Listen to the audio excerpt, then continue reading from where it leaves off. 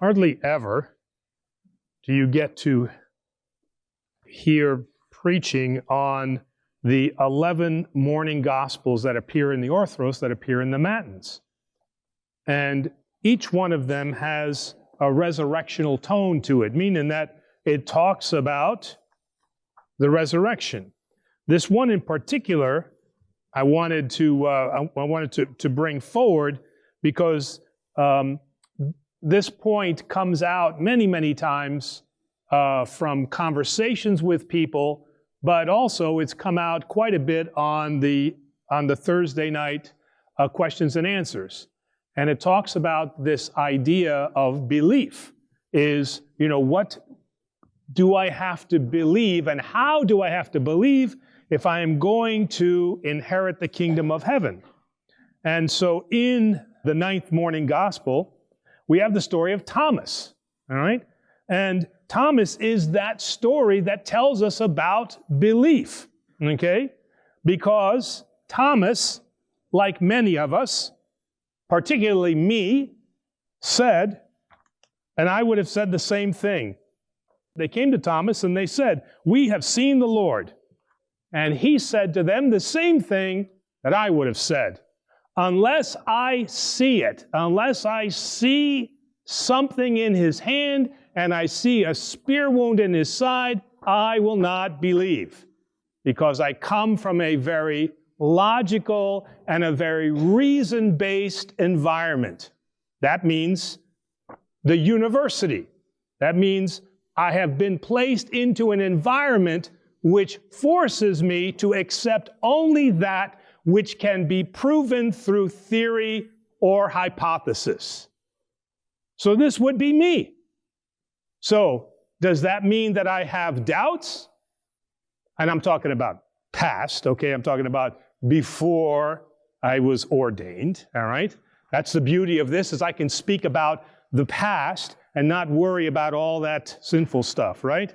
Because that was the mistakes I was allowed to make. I shouldn't say allowed to make, that's wrong. All right. So I did have doubts because I want to see it proved, and especially coming from STEM, right? Science, technology, engineering, and manufacturing. Coming from a STEM background, that's what I want, all right? So how does Jesus look upon this kind of faith? So what does he say to Thomas? Thomas was there and he says, "You want to see? Put your finger here and see my hand. Put out your hand, place it in my side. Be believing." And those people today are the ones who need to see miracles and signs before they believe. And Jesus said that's okay. Some people need to see miracles, and I see that over and over again. Father, I saw something, and it changed me. Father, I saw something here after my father passed away, after my mother passed away, when my child passed away. There was now something, there was a miracle that happened after that, and that led them to believe. This is the modern day Thomas. But Jesus goes on to say, "Now, have you believed because you have seen me?" Yes, that's exactly why I believe, because I have seen you. And what are his very next words? "Blessed are those who have not seen and yet believe, because I was contemptuous of those who believed without proof. I looked upon them as silly and uninformed. And when I would say, hey, learn about our theology, learn why God is God, and their answer was, I know that God is God. I don't need proofs. I don't need theories. I don't need hypothesis.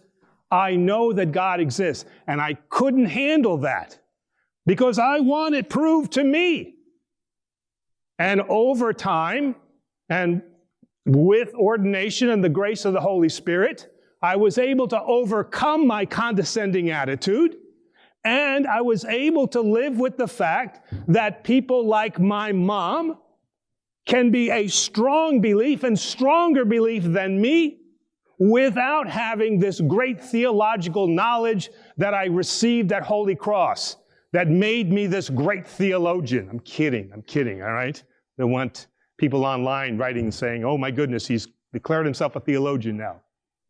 But what seminary was very careful to teach is this lesson right here, is that there will be people out there that believe because they know that God exists. And we have them here in our parish, and we have them in my past parish, and we have them in all Orthodox churches. But at the same time, we have people like me who need proof texts, who need that theology to get us over the environment that we have grown up in. And Jesus Christ in this gospel gives permission that each one of us both sides are acceptable in the kingdom of heaven. Believe and touch and see signs and miracles.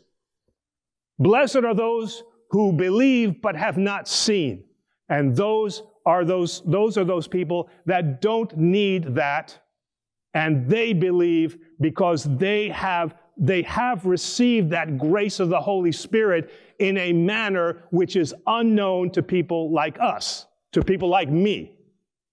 But I equally have received that Holy Spirit because I've been given the grace to see proofs that changed me and made me understand and believe who Jesus Christ really is.